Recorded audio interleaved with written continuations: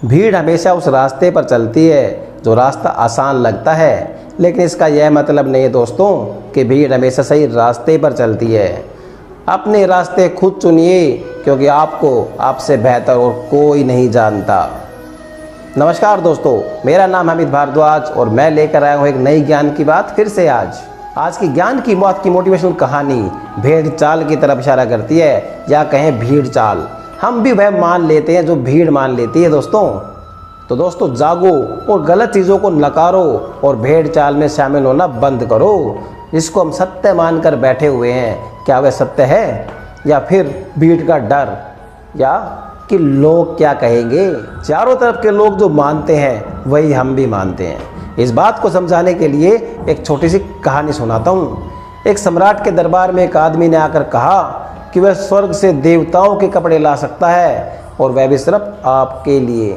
उस सम्राट ने कहा, सुलग के वस्त्र सुना तो नहीं कभी, और देखे वो भी नहीं।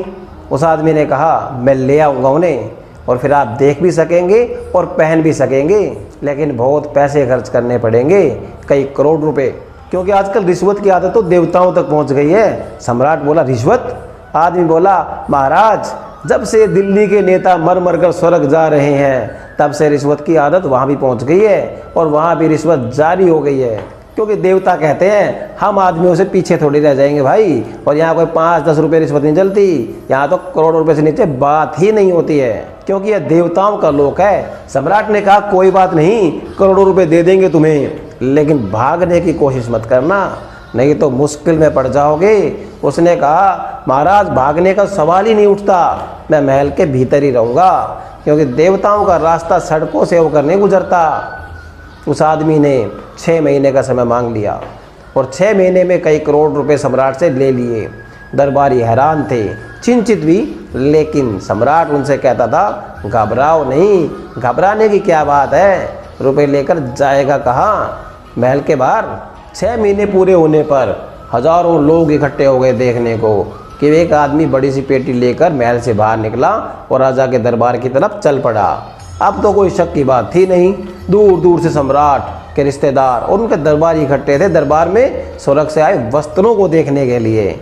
उस आदमी ने पेटी को एक तरफ रखा और कहा, महाराज ये मैं ले आया हूँ स्वर्ग के कपड़े, अब आप मेरे पास आ जाइए ताकि देवताओं के वस्त्र मैं आपको दे दूं और आप उन्हें पहन लें। उस आदमी ने कहा, महाराज ख्याल रहे, देवता ने चलते वक्त मुझसे कहा था ये पगड़ी और कपड़े सिर्फ उसी आदमी को दिखाई देंगे जो अपने ही बाप से पैदा हुआ हो। जी हाँ, एक बाप की पैदाइश हो। तब उसने पेटी से खाली हाथ बाहर निकाला और कहा, महाराज यह पगड़ी दिखाई पड़ती है? हाथ में कुछ था नहीं।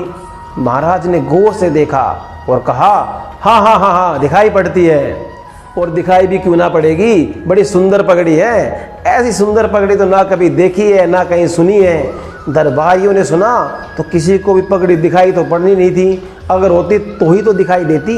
लेकिन दरबारियों ने कहा, इस वक्त यह कहना कि दिखाई नहीं पड़ती व्यर्थ ही अपने मरे हुए बाप पर शक पैदा करवाना है। वो भी तालियां बजाने लगे और कहने लगे, धन्य हो महाराज, धन्य हो, पृथ्वी पर ऐसा अवसर नहीं आया, ऐसी पगड़ी कभी देखी नहीं है। एक आदमी अपने मन में सोच रहा था कि बड़ी गड़बड़ बात है, लेकिन उन्होंने देखा कि सारे लोग कहते हैं कि पगड़ी है, तो उन्होंने सोचा कि हो सकता है कि अपने बाप में गड़बड़ रही हो। लेकिन यह किसी से कहने की बात तो है नहीं, और अपने भीतर का राज जान लिया वो तो ठीक है, और अपना राज अपने घर में रखो। जब सारे लोग कहते हैं तो ठीक ही कहते होंगे। अब जिसको जितना डर लगा वह लाइन में उतना ही आगे आया और आकर कहने लगा, वाह महाराज वाह, धन्य है, क्योंकि उन्हें लगा कहीं पास में लोगों को शक ना हो जाए कि यह आदमी थोड़ा धीरे धीरे बोलता है। जब सम्राट ने देखा कि सारा दरबार कह रहा है तो समझ गया कि बस गड़बड़ तो अपने ही पिता में रही होगी, अब कुछ बोलना ठीक नहीं है। जो कुछ हो, कपड़े हो या ना हो, बस स्वीकार कर लेना ही ठीक है। पगड़ी पहन ली उसने जो कहीं थी नहीं, कोट पहन लिया उसने जो था ही नहीं, एक एक वस्त्र उसका छिनने लगा, बस एक अंडरवियर रह गया। और उस आदमी ने मुस्कुराते हुए कहा, यह लीजिए महाराज, अब देवताओं का अंडरवियर पहनिए, इसको निकालिए। अब सम्राट जरा घबराया और दरबारी है कि ताली पीटे जा रहे हैं कि महाराज कितने सुंदर मालूम पड़ रहे हो इन वस्त्रों में। अब सम्राट चिंतित था, लेकिन उस आदमी ने महाराज से धीरे से कहा, घबराइए मत महाराज, सभी को अपने बाप की फिक्र है, जल्दी निकालिए, नहीं तो लोगों को पता चल जाएगा और वो आपके बाप पर शक करेंगे। उन्होंने जल्दी से अंडरवेयर निकाल दिया और बड़ी घबराहट के साथ अब वो पूरी प्रजा के सामने दरबार में बिल्कुल नंगे खड़े थे। दरबारी तो नाच रहे थे खुशी से, धन्य हो महाराज। जब एक एक आदमी को राजा नंगा दिखाई दे रहा था, लेकिन अब कोई उपाय नहीं था। रानी भी देख रही थी कि राजा नंगा है, लेकिन कुछ कह नहीं सकती थी, और वो भी बेचारी तालियां पीट रही थी और मुस्कुराते हुए कह रही थी, महाराज इतने सुंदर तो आप कभी दिखाई नहीं पड़े। तब उस आदमी ने कहा, महाराज देवताओं ने मुझसे कहा था कि जब ये वस्त्र महाराज पहन लें तो उनकी शोभा यात्रा निकाली जाए। जी हाँ, झांकी। बाहर राजधानी में लोग आपकी प्रतीक्षा कर रहे हैं। रास्ते के किनारों पर हजारों लाखों लोग खड़े हैं। वे कहते हैं, हम महाराज के दर्शन करेंगे, रथ तैयार है, आप कृपया करके सवार हो जाइए, आइए बाहर चलिए। अब महाराज और भी घबराए। अब तक तो कम से कम दरबारी थे, मित्र थे, परिचित थे और सब घर के ही लोग तो थे। अब ये क्या नया झंझट आ गया, और अब बाहर नहीं जाता हूँ तो लोगों को पिताजी पे शक हो जाएगा। राजा ने कहा, चलो भाई, वैसे दोस्तों एक बार आदमी अगर झंझट में फंस जाए ना तो कहाँ निकले यह बताना बड़ा मुश्किल है। और जो आदमी झूठ के पहले ही कदम पर रुक जाए वह तो रुक सकता है, बच सकता है, लेकिन जो 10-5 कदम आगे चल जाए उसके लिए मुश्किल हो जाती है। लौटना भी मुश्किल और आगे जाना भी मुश्किल। उस बेचारे सम्राट को नंगा जाकर रथ पर खड़ा होना पड़ा।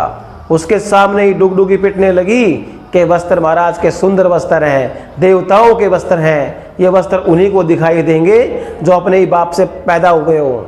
गांव में खबर तो पहले ही पहुंच गई थी। ये सब लोग तैयार होकर आए थे, अपने अपने बाप की रक्षा करनी है और वस्त्र भी देखने थे। वस्त्र तो दिखाई नहीं पड़ते थे क्योंकि राजा नंगे थे और सबको वस्त्र दिखाई पड़ने लगे। लेकिन कुछ छोटे बच्चे अपने बाप के कंधों पर चढ़कर भी आए थे राजा को देखने। वो अपने बाप से कहने लगे, अरे पिताजी, राजा तो नंगा है। उनके पिताजी ने कहा, चुप ना समझ, अभी तेरा ज्ञान बहुत कम है, अभी तेरी उम्र भी कम है, ये बातें अनुभव से आती हैं, बड़ी गहरी बातें हैं, और तू जब मेरी उम्र का हो जाएगा तब अनुभव मिलेगा, तब तुझे वस्त्र दिखाई देने शुरू हो जाएंगे।